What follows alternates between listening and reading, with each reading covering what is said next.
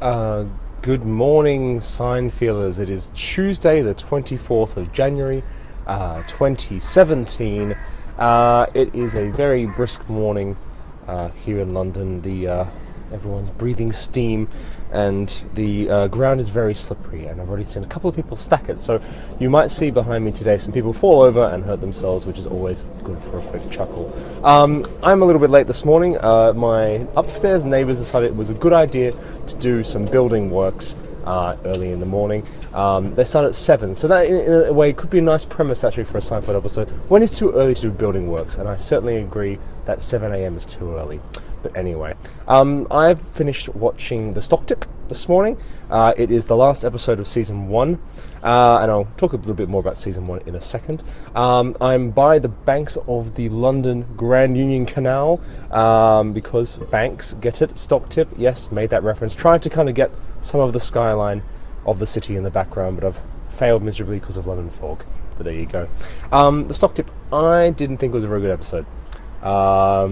Sorry, but it wasn't.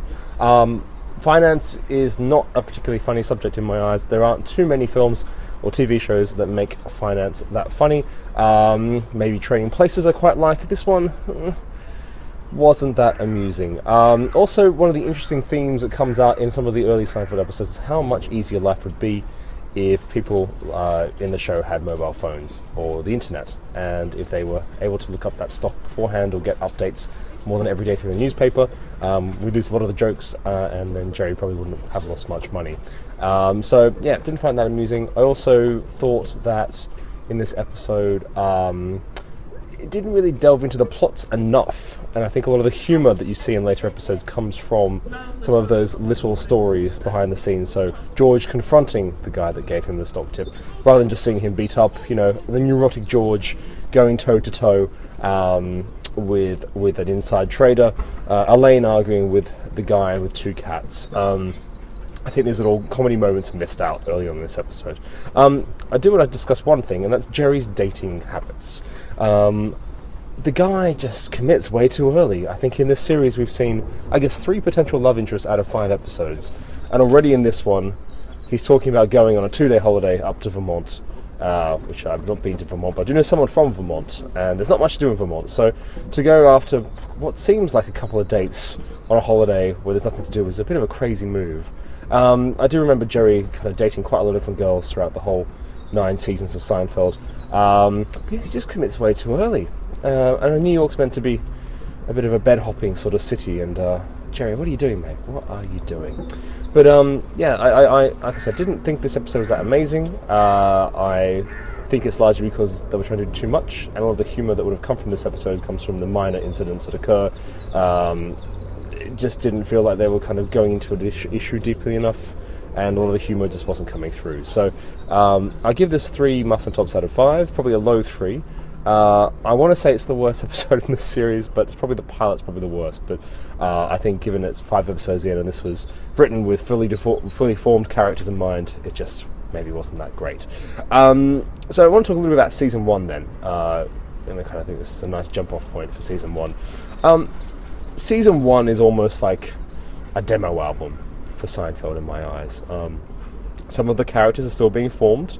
I think it is very Jerry heavy at the moment.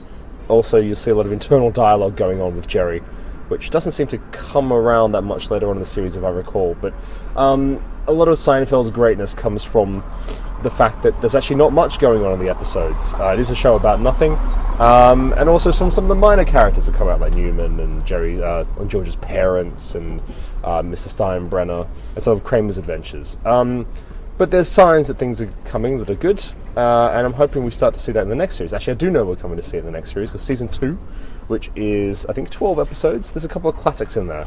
So that will be great to watch starting for tomorrow. We're starting to watch The Ex-Girlfriend tomorrow. I also want to point out one last thing, given it's about stock tip, given it's about banking, how much do these guys make? And that's also one of my big questions for Friends as well, that Joey and Chandler and these people live in amazing apartments in the lower west side of Manhattan, or in the Greenwich Village, I should say. And then in this, George works as a real estate agent, I think, and Jerry's just a comedian. I'm not sure what Elaine does yet, but they're living in quite nice apartments, look at quite big places, and have enough spare cash to gamble about $4,000 on unknown stock, or $2,500 for Jerry's case. So, yeah, big questions unanswered, and that's an early 90s money as well. Anyway, I'm rambling this morning. I'm running late for work if I'm not careful. Guys upstairs in my apartment, stop doing work at 7 o'clock. It's not cool. For everyone else, have a lovely day. Keep feeling Seinfelds. We're going to join season 2 tomorrow with the ex-girlfriend, as I said, and thank you so much to everyone who's joined and given your support. We're just shy of 200 Seinfelders now, so thank you very much, everyone, and have a lovely day. Keep Seinfelding.